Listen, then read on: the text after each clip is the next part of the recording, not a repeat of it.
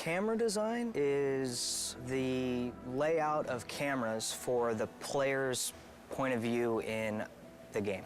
So, and what we do is we basically control that player's point of view throughout the experience. Cameras start with the design sheet being delivered to us by the level designer. That's the most basic form.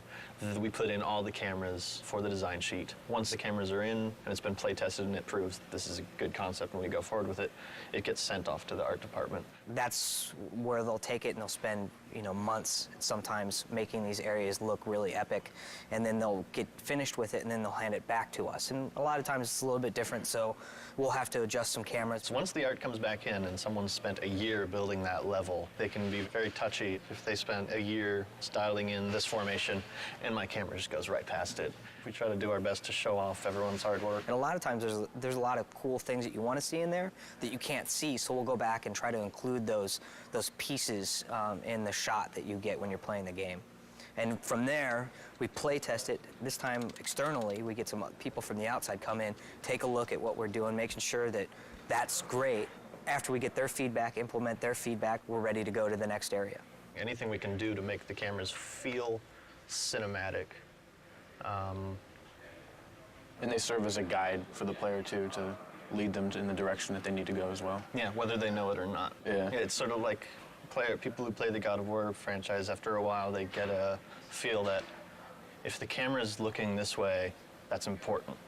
In the very end, it always comes back down to what would the player want to see. Most games in the action genre, the player gets most of the control over the camera. The player has no control over the camera in the God of War series. Fans have been clamoring, and I hear you. We need to look around. We want to look around. It should be understood that there's really no way we could make the levels look this good if the player could look anywhere they wanted. What we're trying to do, though, at this time around, is give you key points where you're in the adventure and you can control the camera. So maybe you're in a crazy puzzle room and you need to be able to kind of look around. So in some of these areas, we can give the player control, but in a limited fashion. I hope the fans will appreciate that we're trying to implement their feedback. What new feature do you like the best from the camera system? The rail-driven cameras. I think that's been my favorite new feature as far as the technology that we have with the camera. What's a rail-driven camera for someone who wouldn't know?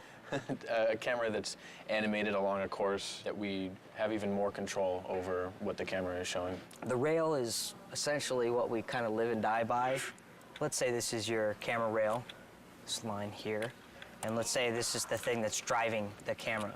And imagine this is a section of a hallway or something like that Kratos is moving along. We can take this camera here and we can key it. So we key to two different positions. So Kratos is here, the camera is here. When he starts to move along, as Kratos moves along, it will drive the animation of the camera to animate to that position. So as you're cruising along, you'll kind of see it, this kind of view where it's low and looking up at him, and then as he moves along, it will kind of track him and follow him. That's like one of our cool new things that we have that we think we can add a lot of kind of cinematic views to the game.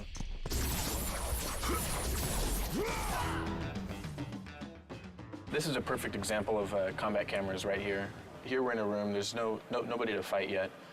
And you can see we're taking a lower angle here.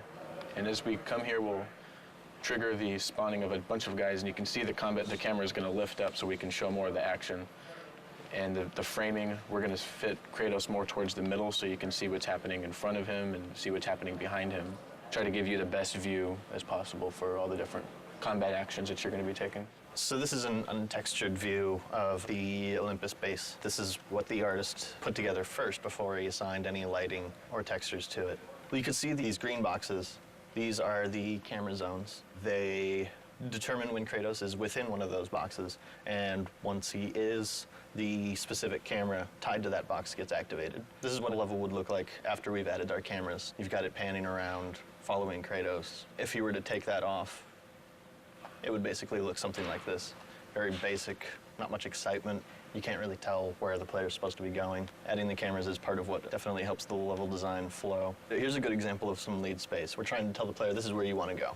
Jump to this block over here. Once he's done the proper move, we zoom in, get him prepped for this nice shot of him making the leap. And then we transfer to another camera that shows him where you want to jump next, which is from here all the way down to there. So, and then he makes that jump.